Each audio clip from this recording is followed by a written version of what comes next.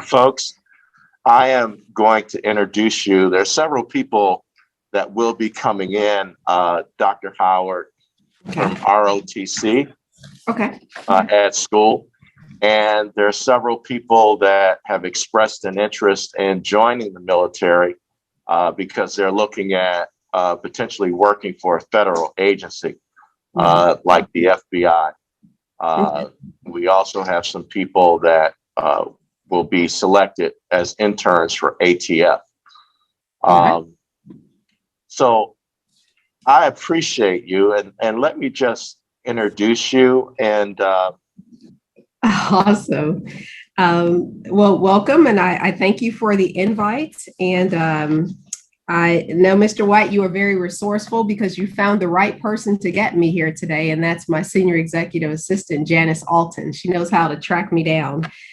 So when she scheduled this, I was actually in Washington, D.C. performing my duties at the Pentagon. I go once a month, and I serve at the service of the Assistant Secretary of Defense for Health Affairs, which is one of the offices under the Secretary of Defense himself. So very honored to have that role. But as you mentioned, I've been in the Guard for a long time. I'm starting my 33rd year of service. I started off enlisted and then was commissioned while in medical school. And I was a colonel for 10 years before the chairman of the Joint Chiefs of Staff of the Pentagon decided to promote me to Brigadier General, 1-star in May of 2019, again with duties at the Pentagon. So that's a 3-year appointment, and I have one more year. I actually started this month, and we'll see if that ends my service at about 34, almost 35 years, or if I'm asked to serve longer in the capacity as 1-star or possibly promoted to 2-star. So very exciting. Mr. White, how much time do we have? Is it 15 minutes or? we have as much time as you have. Gotcha. Awesome. Well, my background, I'll start there and then see what questions the students might have. So I am from Milwaukee, Wisconsin. I am the second oldest in a family of 6 children, 3 girls and 3 boys. I'm the oldest girl. And my stepdad was a pilot in the Air Force. And so his version of a college fund was to enlist us all in the Air National Guard. So I enlisted while I was a senior in high school. We started school back then in August, and I enlisted in September. So I went through my senior year in high school, graduated in June, and then went off to basic training in Texas, San Antonio, Texas, to be a flight medic, an enlisted flight medic. Enjoyed it, did that for about 9 years. And then during my second year of medical school, I was commissioned as an officer in the United States Air Force Air National Guard component, part-time component. And I've continued to serve as an officer since 1996, working my way up from captain to major, lieutenant colonel, with the responsibilities, the escalating responsibilities that comes with those senior level promotions. I spent about 10 years as the medical group commander, so leading the medical outfit here in the Memphis area, the Tennessee Air National Guard, the 164th. If you've ever flown out of the airport or been in the area of the airport, you see these big gray planes parked on the ramp. That's the Air National Guard side of the airport. We have the big C-17s out there. And then my next promotion came to Nashville. I was promoted as the senior Air Force doc for the state of Tennessee. And we call that person the state's air surgeon. So I was a state air surgeon for Tennessee for about 3 years. And then in 19 promoted to general and have been assigned at the Pentagon. So I enjoy it. I think the reserve component, particularly the Air National Guard, is one of the best kept secrets. It need not be a secret. And as Mr. White said, I'm a walking recruiter. I tell anybody who's interested and willing to listen about what a great opportunity the Air National Guard is. So, Mr. White, how's that for an introduction? Oh, I guess on the side, I'm a doc. I was ER doc here for about 17 years. And in 2017, my hospital promoted me to vice president as the chief medical officer for one of our 6 hospitals in the Memphis area. So I'm the vice president, chief medical officer of Methodist Germantown Hospital, Methodist of Honor Germantown Hospital here in Germantown, Tennessee. So this is my office, and this is where I hang out when I'm not in uniform and playing, as I say, on the Air Force side. So, Mr. White, there you go. That's my story. Well, I will tell you, I congratulate all of your students, and I tell you, nothing starts without a vision.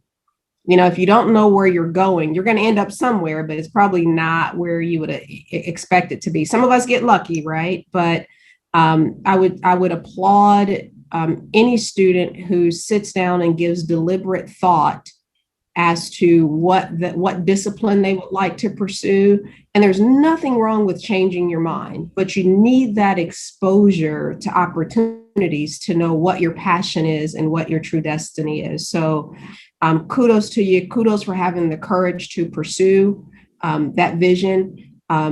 For those who have applied for things and wasn't selected, I will tell you, I am where I am, and not because I didn't try. You know, I've applied for things and didn't get selected. But if it's really what you want to do, one of the things you learn in the uniformed services is persistence and perseverance, and just being resilient, even when disappointments come. So one of the things I enjoy about the Air National Guard in particular is it's a part-time force. So I've had total flexibility in my career to pursue my passion.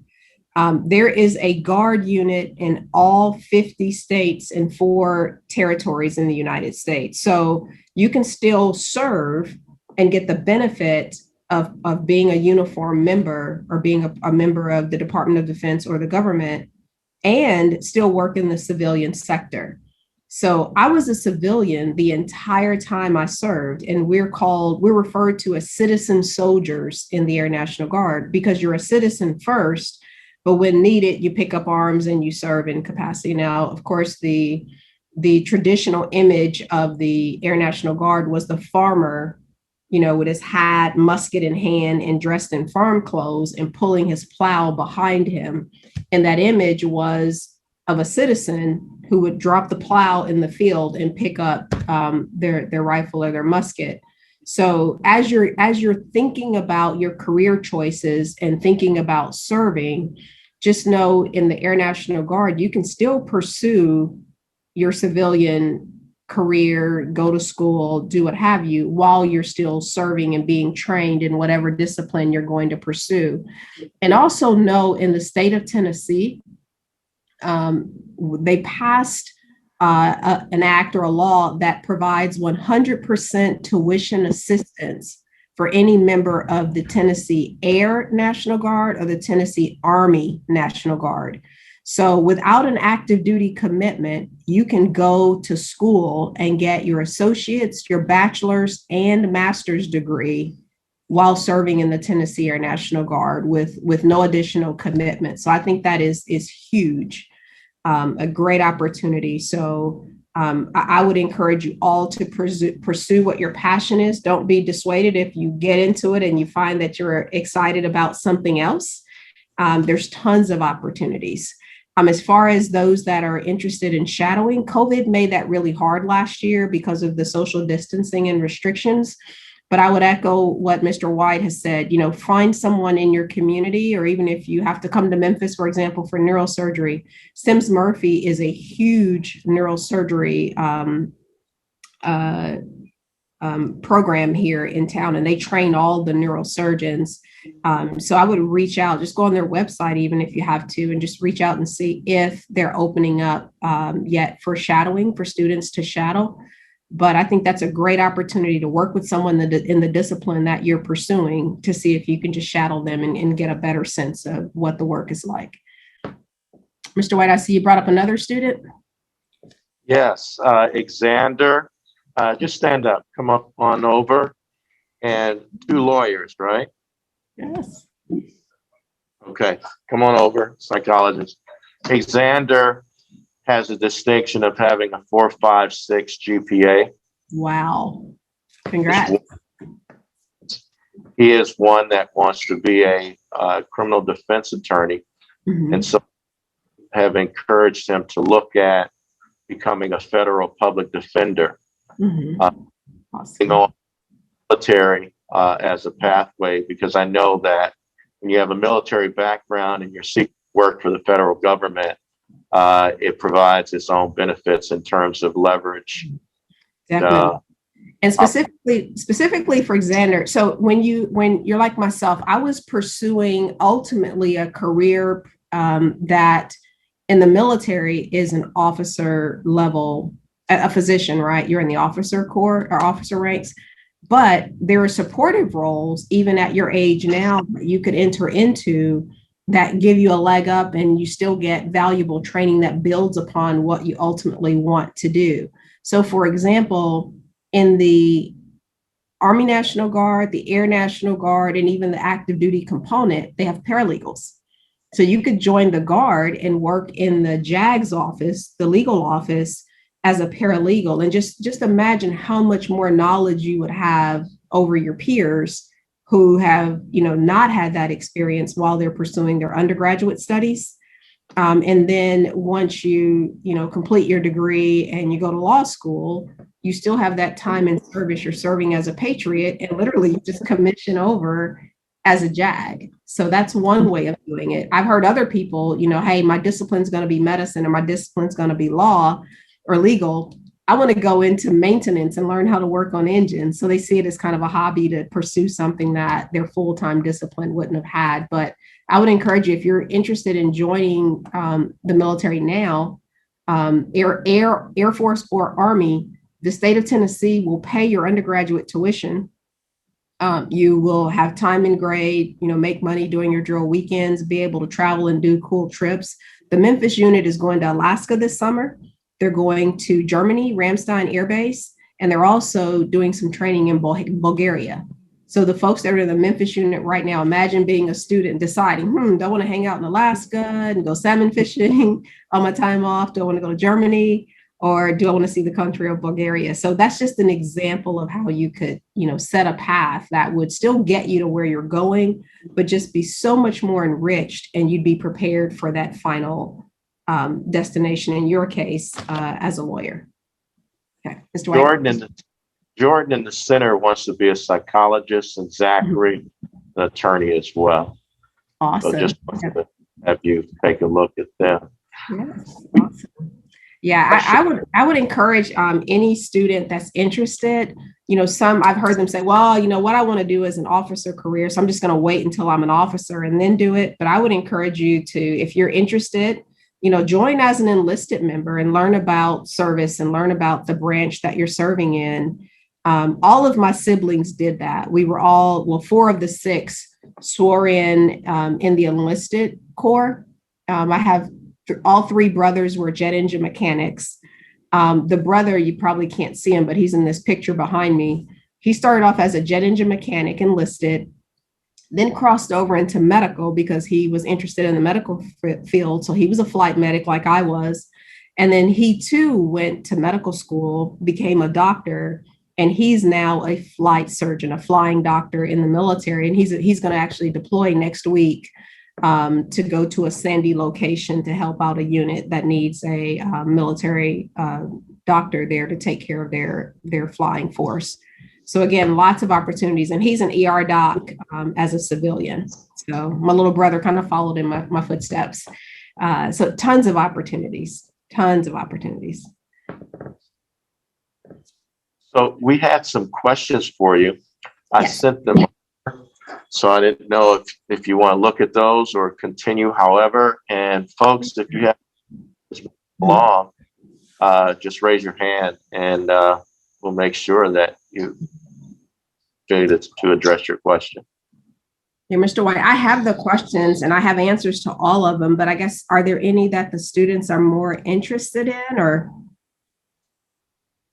I can adapt to however you'd like to proceed. Any questions out there so far? Do have one person on ROTC that's here. Put your phone up. I want to see it out.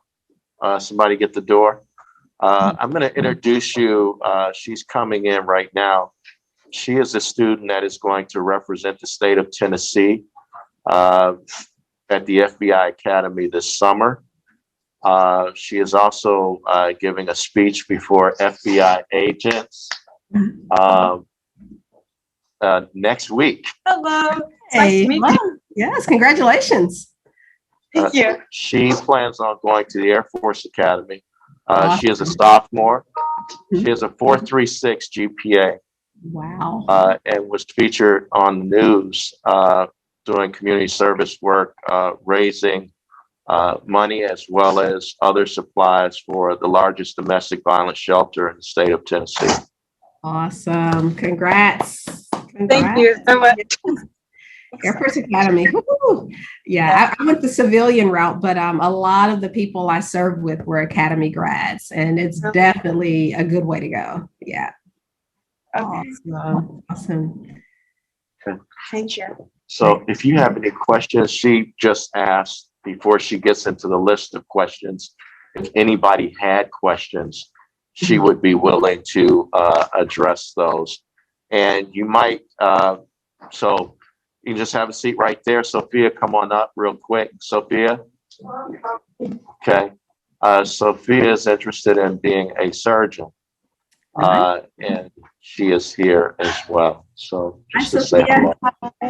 Hi, we definitely need surgeons on the civilian side and the military side. So that is a great profession to pursue. And there's so many options, adults, kids, male, female, and every body part there is. There's a surgery discipline for that. So awesome. Okay. So any questions thus far before she goes into a list of questions? And Caitlin, I did not get a chance to send her your questions, so feel free at any point to chime in. Okay. Okay. All right. I'll try to, because you sent them to me, right? You emailed them to me? I think it's. Oh, I can get it off my iPad. Okay. All right. Go right ahead. However you'd like to address the questions, and we'll go from there. All right. I'll go down the list here.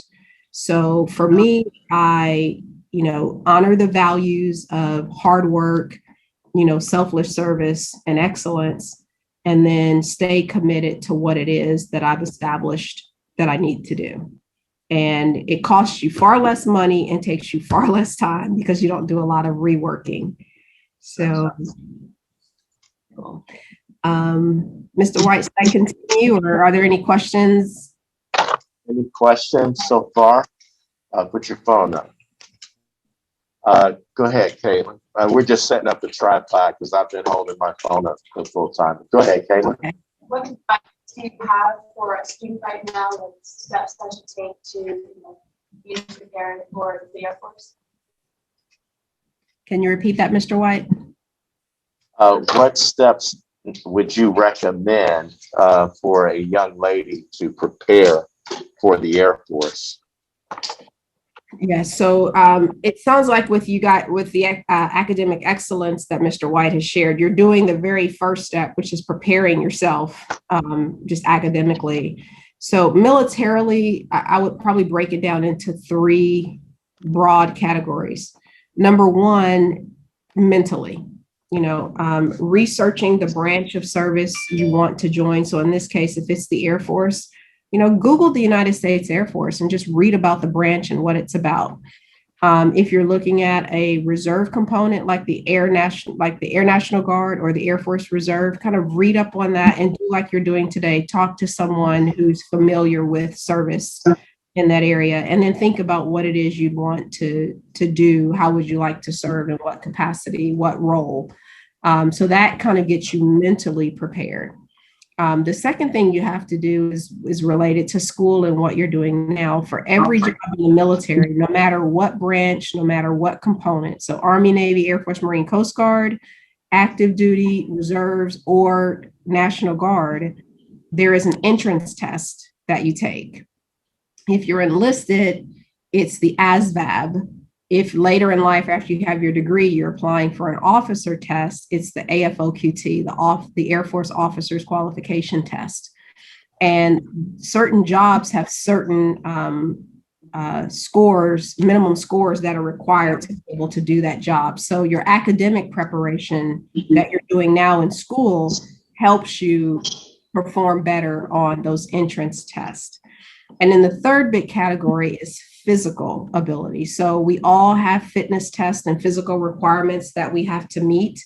So just making sure you're taking care of yourself. You know, I'm not saying you have to walk around and just eat celery and carrots all day, but you want a healthy diet, you want healthy habits, and you want to keep yourself within fitness standards. You can Google right now fitness standards for whatever branch of service you want to join, whether it's Air Force, Army. You can look up Air Force fitness standards and it will show you a table, and you look up your age that you'll be when you enlist. You can enlist as early as 17 with your parents' written permission, or by 18. So look up an 18-year-old female and it'll tell you what your ideal body weight should be or what the ranges are. It'll tell you when you do the 1.5 mile run, you know, what's the time limits, the maximum time you can take to run 1.5 miles and still pass. There is a timed push-ups test, how many push-ups you have to be able to perform in 1 minute. Hint, hint, for all of these, the younger you are, the harder it is. You know, I'm a little older than probably more than twice your age, so I get a little more time to do these things.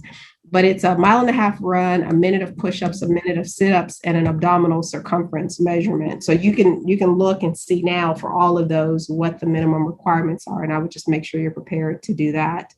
But other than that, I mean, if I can do it, you guys can do it, because I'm quoting some of these GPAs. You guys are way smarter than I was. So I don't think I'm smarter than a fifth grader now.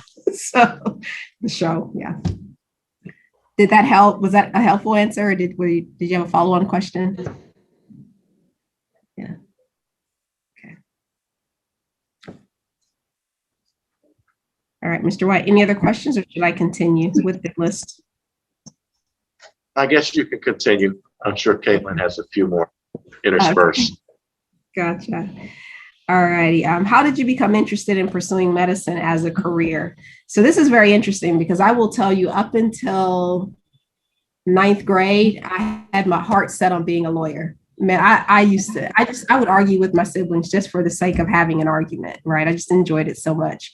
In middle school, I was on the debate team, and my partner and I, we made it to the semifinals and actually lost to a high school team. So we had bragging rights. We could go toe to toe with the high schoolers as middle schoolers.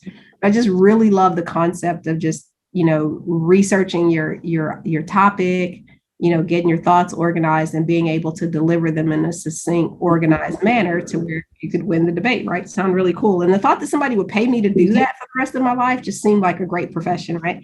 I'm sure some of the pre-lawyers in there could appreciate that sentiment. But my high school year my 9th grade year in high school, my youngest sister delivered early. My dad had completed 2 years of medical school before going off to become a pilot in the Air Force. So he and I take credit for delivering my sister, but she was baby number 5. So if any of you are in families with multiple kids, after baby number 2, they kind of delivered themselves. But we take credit for delivering her at home in bed. But basically, she delivered herself. My dad caught her, and then I got to cut the cord. And I just thought that was just so cool that my interest changed and I continued to pursue medicine.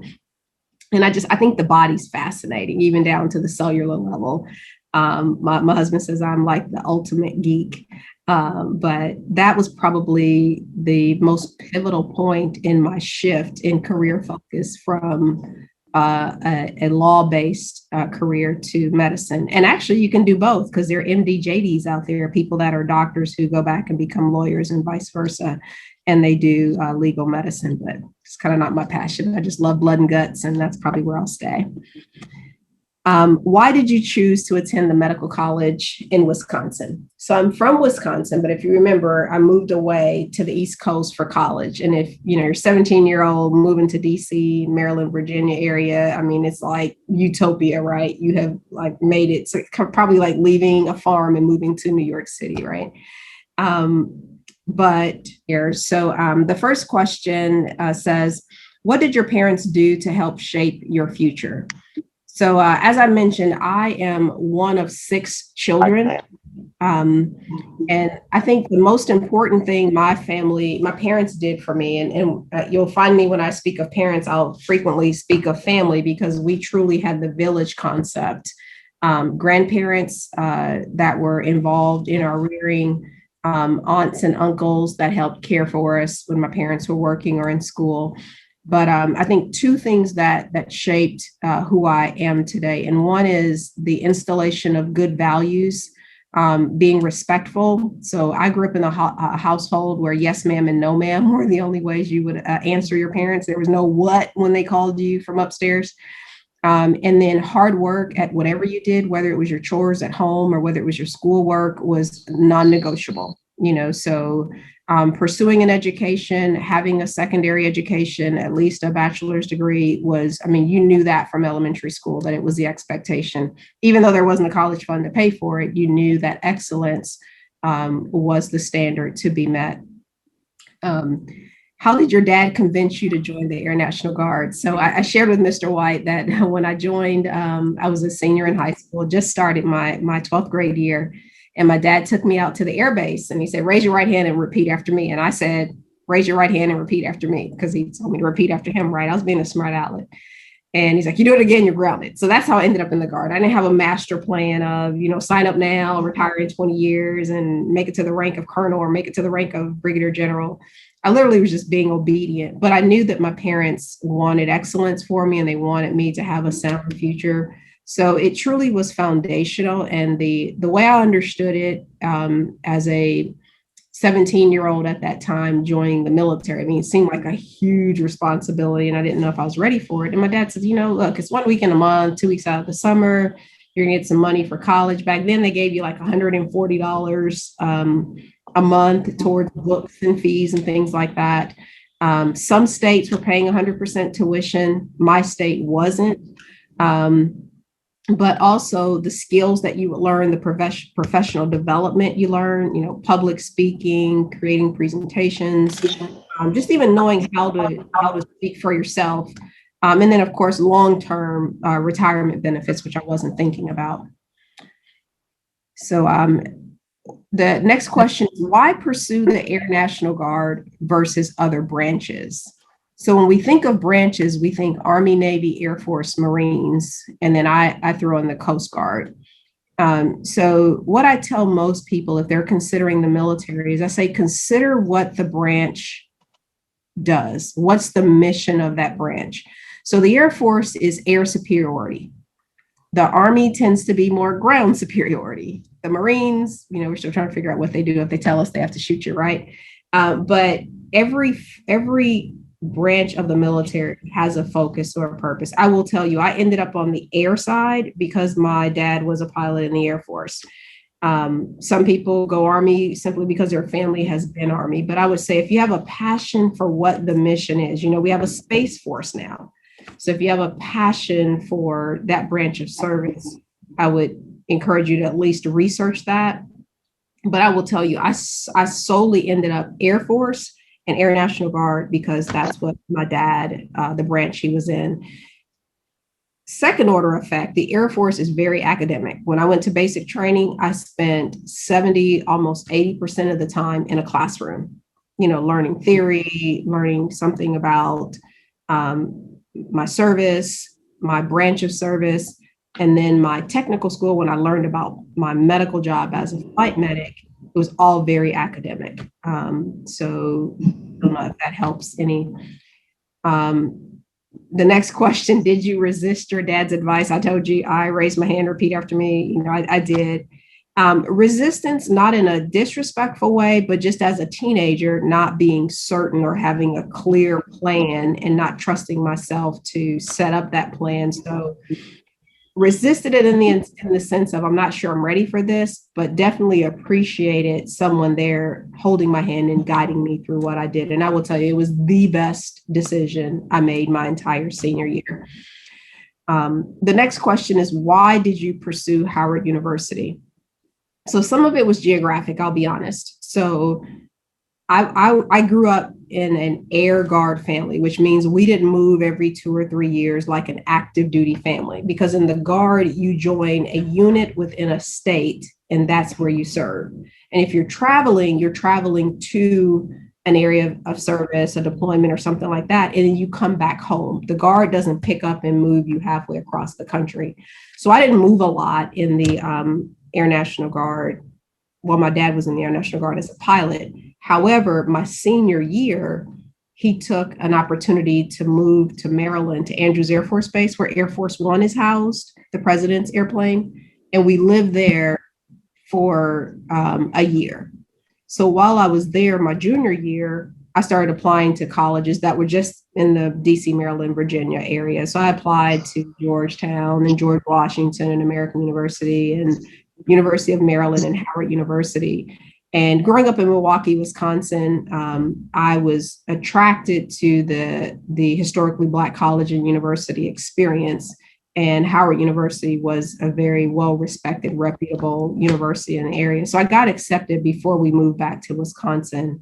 And that was, of the acceptances I received, that was the school I chose to go to for that reason. And I transferred to the DC Air National Guard because, again, with the Guard, you can move around. There are units in all 54 states and territories, and there are multiple units in some states. Like Tennessee has 3 Air Guard units, Memphis, Nashville, and Knoxville. So it makes it really easy to serve while you're accomplishing your training, whether college or military. The next question is, how do you establish and meet goals personally and professionally? So I started some of this off in the beginning. You got to have a vision. You got to have to know where you're going, right? I mean, sometimes you can wander aimlessly and still end up somewhere nice, but it's so much more rewarding for me to kind of set a goal, have a vision, set a plan, and pursue that. You may have to deviate, you may change your mind or alter your course, but for me, it helps me to be deliberate, and that deliberate plan helps me remain focused. You learn very quickly that education is very expensive, and also supporting yourself while you're educating yourself is very expensive. So for me, I had the benefit of being in the Guard because you get pay for doing your 1 week in a month. There's opportunities when you're on breaks to work out there and get paid for that time during your breaks. And then you have now even more money to support you while you're in school. Like I said, the Tennessee National Guard, Army and Air pays 100% of your tuition, which is amazing. I wish it existed when I was back as an undergrad. But when it came time for med school, I learned that the average medical student graduates with $250 million in debt. $250,000 to $360,000 in debt for med school was what the going rate was when I was going to be in med school. And I did so well in undergrad that I competed for an academic scholarship to medical school, which was unheard of back then. And I actually was granted a 4-year upfront, paid in full, 100% tuition scholarship for med school at the Medical College of Wisconsin, which is in Milwaukee, where I'm from. There's 2 medical schools in Wisconsin. One's a state school, University of Wisconsin, Madison location. And then there's the Medical College of Wisconsin, which is in Milwaukee. It's a private school, so it costs a little more. But I was afforded a 4-year academic scholarship. So that was the number one reason I went home, and I graduated with minimal debt, like just cost of living for the first 2 years. And that was it. So that was my blessing, if you will. But that's why I went to the Medical College of Wisconsin.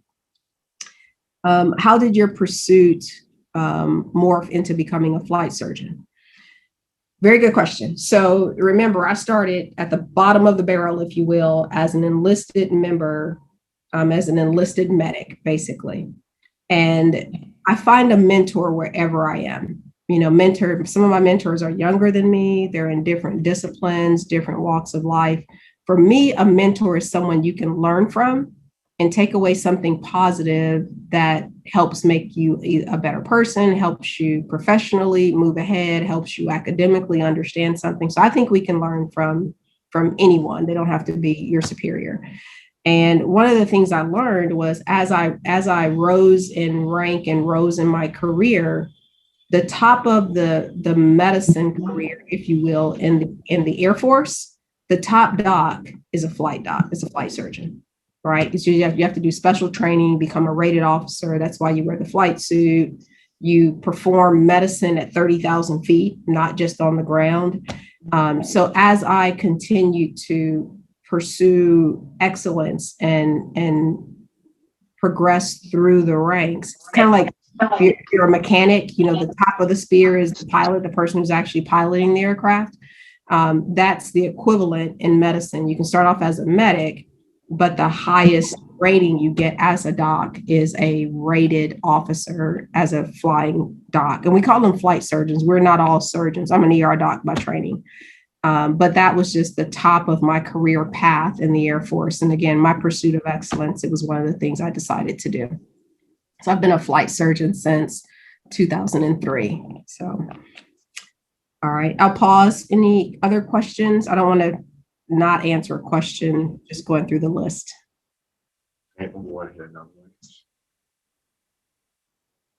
So what leadership qualities do you think are important for, someone in the Air Force, regardless of, job serving? You mentioned like excellence, hardworking, Yeah.